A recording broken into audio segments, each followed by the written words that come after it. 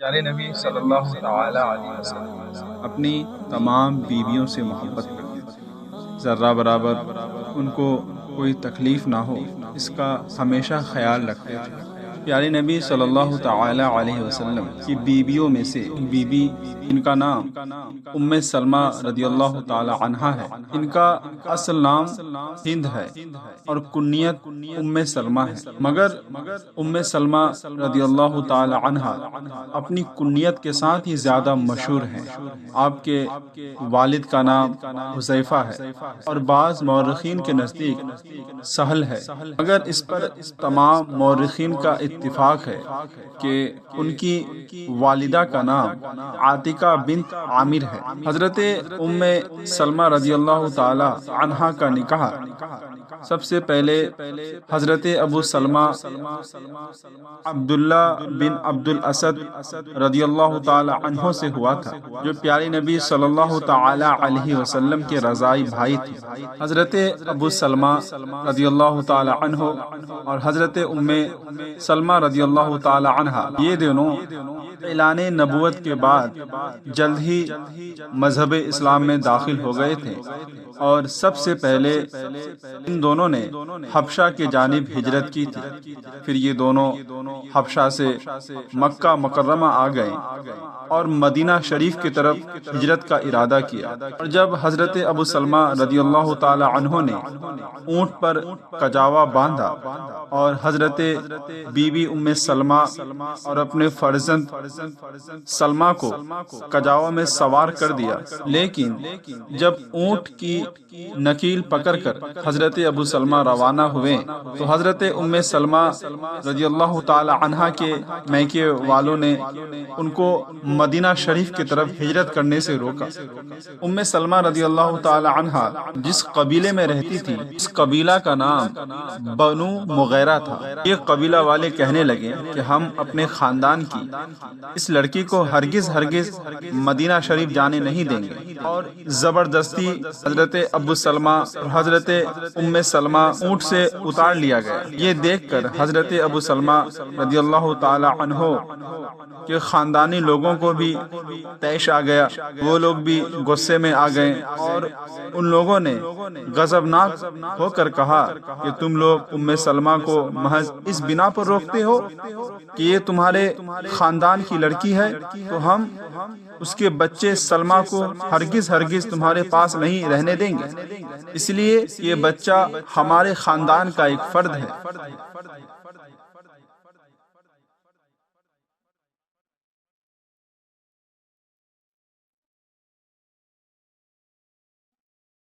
یہ کہہ کر ان لوگوں نے بچے کو اس کی ماں کے گود سے چھین لیا، مگر حضرت ابو سلمہ رضی اللہ تعالی عنہ نے ہجرت کا ارادہ ترک نہیں کیا، بلکہ بیوی اور بچہ دونوں کو چھوڑ کر تنہا مدینہ المنورہ کی طرف چلے گئے۔ حضرت سلمہ رضی اللہ تعالی عنہ اپنے شوہر اور بچے کی جدائی پر صبح شام تک مکہ کی پتھریلی زمین میں کسی چٹان پر بیٹھتی ہوئی تقریباً 7 دنوں تک زار و قطار روتی رہی۔ ان کا یہ حال دیکھ کر ان کے ایک چچا زاد بھائی کو ان پر رحم آ گیا۔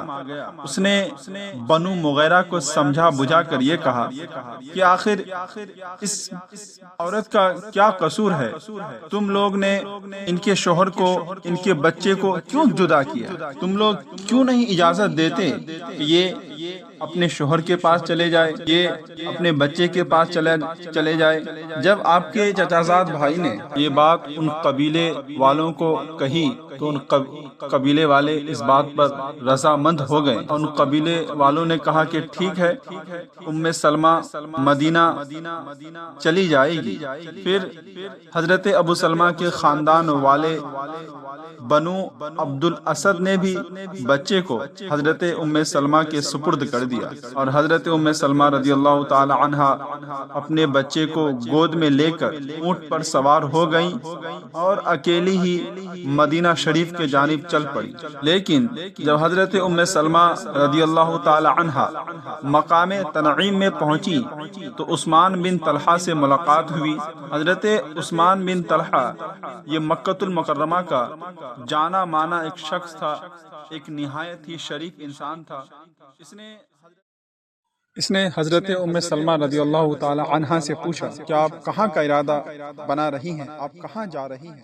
سلمہ رضی اللہ تعالی عنہا نے درد بھری آواز میں جواب دیا کہ نہیں، میرے ساتھ اللہ اور میرے اس بچے کے سوا کوئی نہیں ہے، یعنی میرے ساتھ صرف اور صرف اللہ ہے اور یہ چھوٹا سا بچہ ہے، اس کے علاوہ میرے ساتھ کوئی نہیں ہے۔ یہ جواب سن کر حضرت عثمان بن طلحہ غمگین ہو گئے اور آپ بھی درد بھرے انداز میں جواب دیا کہ خدا کی قسم، میرے لیے یہ زیب نہیں دیتا ہے کہ تمہاری جیسی ایک شریف زادی اور ایک شریف انسان کی بیوی کو میں تن تنہا چھوڑ دوں۔ حضرت عثمان بن طلحہ نے یہ کہہ کر اونٹ کی مہار اپنے ہاتھ میں لے لی اور پیدل چلنے لگے۔ حضرت ام سلمہ رضی اللہ تعالی عنہا کا بیان ہے کہ خدا کی قسم، میں نے عثمان بن طلحہ سے زیادہ شریف کسی عرب کو نہیں پایا۔ اللہ اللہ قربان جائیں حضرت ام سلمہ رضی اللہ تعالی عنہا کے قول پر۔ لیکن آج دور حاضر میں دیکھ لیں عرب کا ماحول کیا ہے۔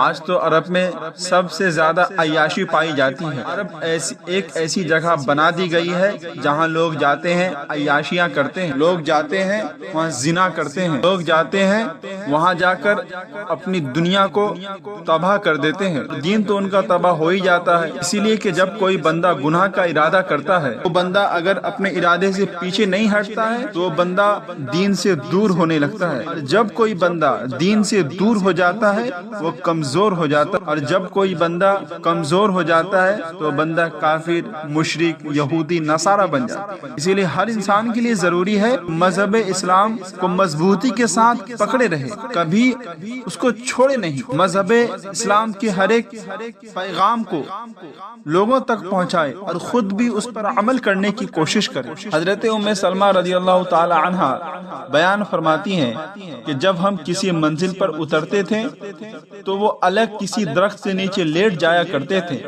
اور میں اپنے اونٹ کے پاس سوئی رہتی تھی۔ پھر جب روانگی کے وقت میں اونٹ پر سوار ہوتی تھی اور اپنے بچے کو گود میں لے لیا کرتی تھی۔ حضرت عثمان بن طلحہ رضی اللہ تعالی عنہ اونٹ کی مہار پکڑ کر چلنے لگتے تھے۔ حضرت عثمان بن طلحہ رضی اللہ تعالی عنہ نے اسی طرح مجھے قباء تک پہنچا دیا اور وہ وہاں سے مکۃ المکرمہ چلے گئے۔ انہوں نے کہا کہ اب میں مکۃ المکرمہ جاتا ہوں، تم چلی جاؤ، تمہارا شوہر اسی گاؤں میں رہتا ہے۔ اس کے بعد حضرت ام سلمہ رضی اللہ تعالی عنہا بخیریت، بغیر کسی مشقت کے، بغیر کسی پریشانی کے مدینہ شریف پہنچ گئی۔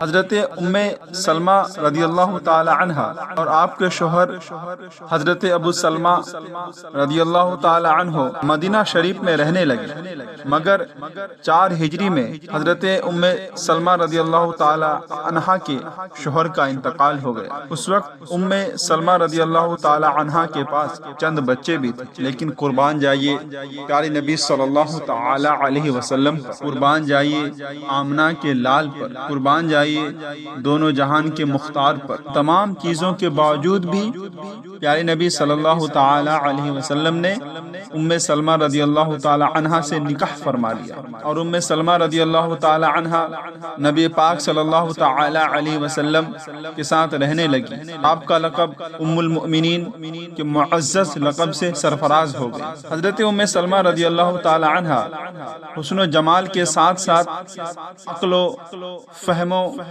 کمال بھی رکھتی تھی، امام الحرمین کا بیان ہے کہ میں حضرت ام سلمہ رضی اللہ تعالی عنہا کے سوا کسی عورت کو نہیں جانتا کہ اس کی رائیں، ان کے مشورے درست ثابت ہوئی۔ صلح حدیبیہ کے دن جب پیارے نبی صلی اللہ تعالی علیہ وسلم نے لوگوں کو حکم دیا کہ اپنی اپنی قربانیاں کر کے سب لوگ احرام کھول دیں اور بغیر عمرہ ادا کیے سب لوگ مدینہ واپس چلے جائیں، اسی لیے کہ اس شرط پر صلح حدیبیہ ہوئی تھی، اس وقت تمام لوگ رنج و غم میں تھے، ایک شخص بھی قربانی کے لیے تیار نہیں تھا۔ پیارے نبی صلی اللہ تعالی علیہ وسلم کو صحابہ کرام رضوان اللہ تعالی علیہم اجمعین کے اس طرز عمل سے روحانی تکلیف ہوئی تھی، اور آپ نے اس معاملے کو حضرت ام سلمہ رضی اللہ تعالی عنہا سے تذکرہ کیا۔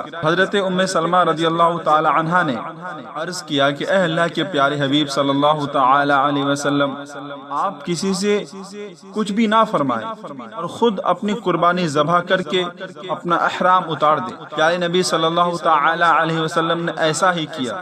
یہ دیکھ کر حضور اکرم صلی اللہ تعالی علیہ وسلم نے احرام کھول دیا۔ سب صحابہ کرام رضوان اللہ تعالی علیہم اجمعین مایوس ہو گئیں۔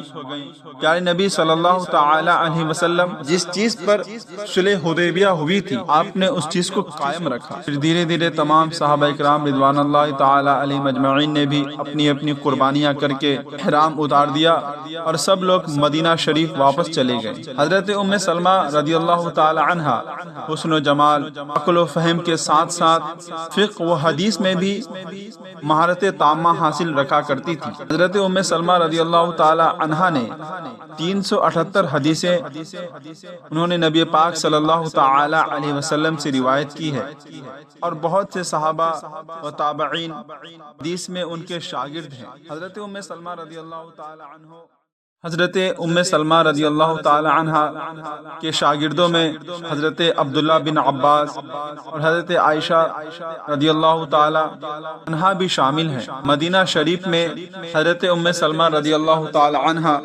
84 برس کی عمر پا کر وفات پائی، اور جب حضرت ام سلمہ رضی اللہ تعالی عنہ کا وصال ہو گیا، آپ کو ازواج مطہرات رضی اللہ تعالی عنہن کے قبرستان میں مدفن کر دیا گیا، اور بعض مورخین کا قول ہے ام سلمہ رضی اللہ تعالی عنہا کا وصال 59 ہجری میں ہوا، اور بعض یہ کہتے ہیں کہ 53 ہجری میں ہوا، اور ابراہیم حربی نے فرمایا کہ 62 ہجری میں ہوا، بعض کہتے ہیں کہ 63 ہجری میں ان کا وصال ہوا۔ واللہ تعالی عالم بالصواب۔